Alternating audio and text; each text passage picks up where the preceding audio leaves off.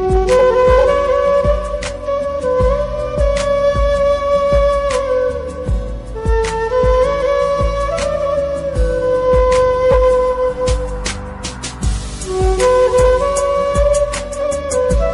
টিপসগুলো দেখার পর সংসারের হাজার হাজার টাকা কিন্তু বাঁচিয়ে নিতে পারবেন। হ্যালো এভরিওয়ান, আসসালামু আলাইকুম। দুরন্ত ডেইলি ব্লগ চ্যানেল থেকে আমি ফারজানা নতুন দিনে নতুন আর একটি ব্লগ ভিডিও নিয়ে চলে আসলাম।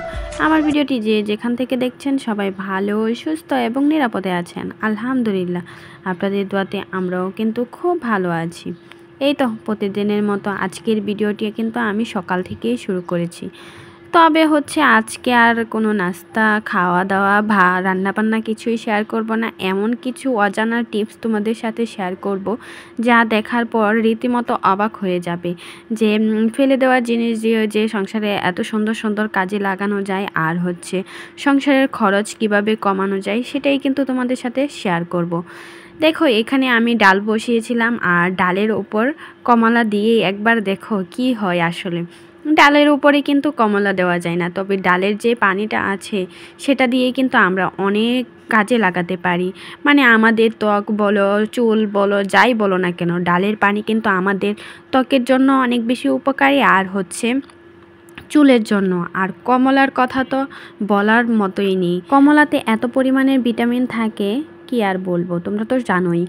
তো কমলার খোসা দিয়ে আমি ডালের পানিটা তুলেছিলাম, সেই পানিটার মাঝে 10 মিনিটের জন্য ভিজিয়ে রাখবো। 10 মিনিট পরে ঠিক এরকম হয়ে যাবে ঘনত্বটা, মানে পানির কালারটা একদম চেঞ্জ হয়ে যাবে। মানে কমলার খোসাটা ভিজে এরকম হয়ে যাবে, তখন একটু চটকে নিয়ে এই পানিটা চুলে ব্যবহার করো, তাহলে যে কত বেশি উপকার পাবে তোমরা একবার হলেও বাসায় বানিয়ে ব্যবহার করে দেখো। আশা করি তোমাদের অনেক বেশি উপকারে আসবে। যাদের নাকি চুল একদম সিল্ক না, চুল কিন্তু এটা সিল্ক করবে, তার সাথে চুল পাড়াও কিন্তু বন্ধ করবে। তো একবার হলেও বাসায় বানিয়ে দেখতে পারো। তারপর আমরা বাজার থেকে অনেক ধরনের সবজি নিয়ে আসি, আর যখন যে পলি দিয়ে নিয়ে আসা হয় দেখা যায় যে বাজার থেকে আনার পর সেই পলিটা থেকে আর সবজিগুলো ভালোভাবে খুলে বের করতে পারি না, তখন পলিটা ছিঁড়ে ফেলতে হয়। তো কখনো পলি না ছিঁড়ে এভাবে একবার ট্রাই করে দেখো, তাহলে আর পলি ছিঁড়তে হবে না, অনায়াসেই কিন্তু পলিটা খুলে যাবে। তো আমি পলির এক কোণারে এভাবে করে পেঁচিয়ে নিয়েছি। তারপরে এই যে দেখো, আমি ভিডিওতে যেভাবে দেখাচ্ছি ঠিক এভাবে করে নিলেই কিন্তু খুব সহজেই কিন্তু পলির গিঁটটা যে থাকে সেটা কিন্তু খুব সহজেই খুলে নিতে পারবে। তারপর চলে আসি পরবর্তী টিপসে। এখানে একটা বিস্কিটের কাঠন নিয়েছি, এটা ফেলে দেওয়া জিনিস, এটা দিয়ে আমি একটা কাজের জিনিস বানাবো। তো আমরা চাইলে এভাবে ফেলে দেওয়া জিনিস দিয়ে কিন্তু সংসারের অনেক প্রয়োজনীয় জিনিসপত্র বানিয়ে নিতে পারি। তো এতে করে কিন্তু আমাদের সংসারের অনেক টাকা খরচ বেঁচে যাবে। তারপর ফেলে দেওয়া জিনিস কিন্তু আমরা কাজে লাগিয়ে নিতে পারবো। তারপর এখানে যে বিস্কিটের কাঠনটা যে আছে, উপরের মুখটা আমি একটা কষ্টিপ দিয়ে এভাবে করে লাগিয়ে নিব। তারপর এই কার্টনটার উপরের অংশটা আমি একটা ব্লেড দিয়ে সুন্দরভাবে কেটে নেব। তোমরা চাইলে কেচি দিয়েও কেটে নিতে পারো, তবে ব্লেড দিয়ে কাটলে আমার কাছে সুবিধা মনে হলো, তার জন্য আমি ব্লেড দিয়ে সুন্দর করে এই উপরের যে অংশটাকে উপরে কেটে ফেলে দেব। তারপর এটা দিয়ে একটা কাজের জিনিস বানিয়ে নেব। এতে করে আমাদের সংসারে অনেক টাকা খরচও বেঁচে যাবে, আর ফেলে দেওয়া জিনিস কিন্তু ফেলে দিতে হবে না, সংসারের কাজে লাগিয়ে নিতে পারবে। এই তো এভাবে করে আমি সুন্দরভাবে 4টা অংশই সুন্দরভাবে কেটে নিয়েছি। এই যে দেখো, সুন্দরভাবে আমার কাটা হয়ে গেছে। তারপর এটাতে আমি কি কাজে লাগাবো তোমরা সেটাও দেখতে পারবে। এখানে আমি ছোট ছোট হিজাব থাকে যে আমাদের মেয়েদের, তো দেখা যায় রাখার মতো জায়গা থাকে না, ওড়না হিজাব এসব কিন্তু রাখার মতো জায়গা থাকে না, আর হাতের কাছে পাওয়া যায় না। তো এভাবে করে যদি বাজ করে একটা এভাবে করে রেখে দাও হাতের কাছে, তখন কিন্তু যখন ইচ্ছা তখনই কিন্তু এটা হাতের কাছে থাকবে, আর দেখতেও কিন্তু যে জায়গাতে রাখবে সেটাখানে অনেক বেশি সুন্দর লাগবে। অবশ্যই এটা ফেলে না দিয়ে কাজে লাগাতে পারবে।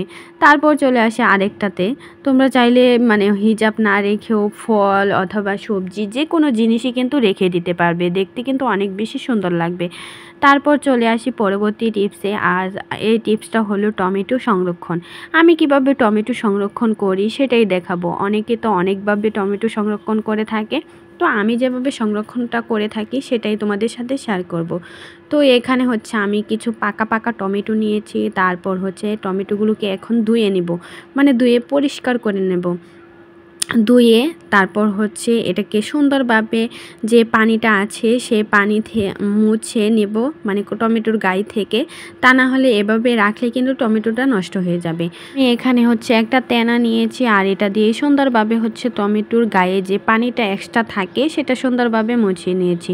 এভাবে করে আমি সবগুলো টমেটো সুন্দরভাবে ধুয়ে পরিষ্কার করে নিয়েছি, আর আমি যেভাবে সংরক্ষণ করি সেটাই দেখাচ্ছি।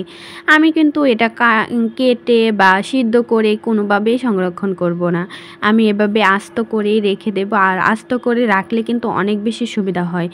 দেখা যায় আমরা নুডলস রান্না করলে একদম কুচি কুচি করে টমেটোটা দিতে হয়, বা অন্যান্য রান্না করলেও কিন্তু কুচি কুচি করে টমেটোটা দিতে হয় অনেকভাবেই।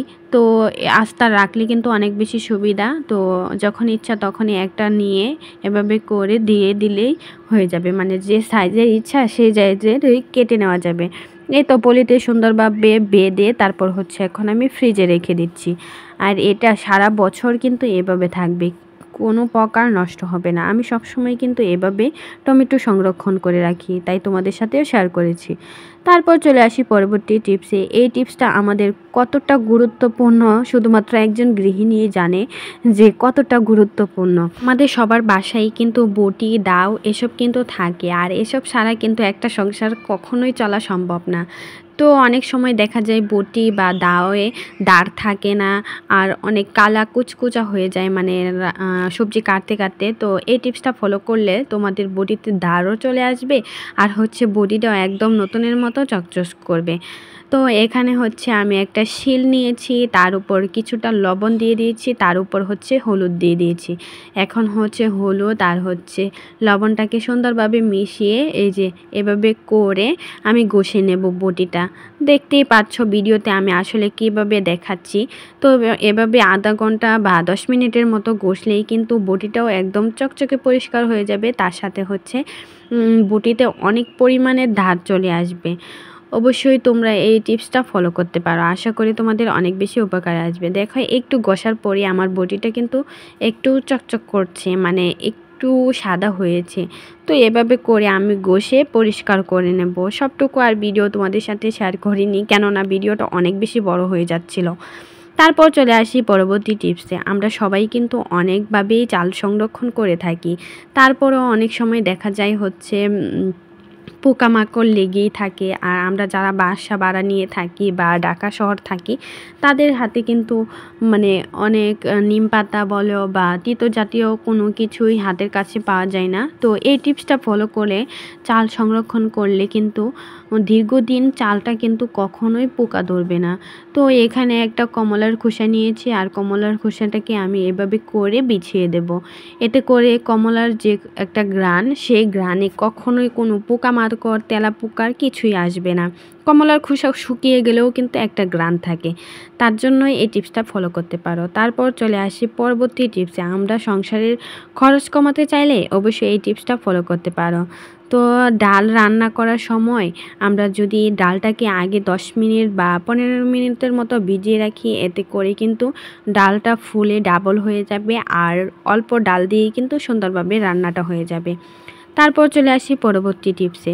আমরা যারা মানে সিলিন্ডার গ্যাস নিয়ে রান্না করি বা হচ্ছে কারেন্টের চুলা দিয়ে রান্না করি, তাদের কিন্তু অনেক টাকা খরচ হয়ে থাকে। যে খরচ বাঁচাতে তাহলে অবশ্যই এই টিপসটা ফলো করতে পারো।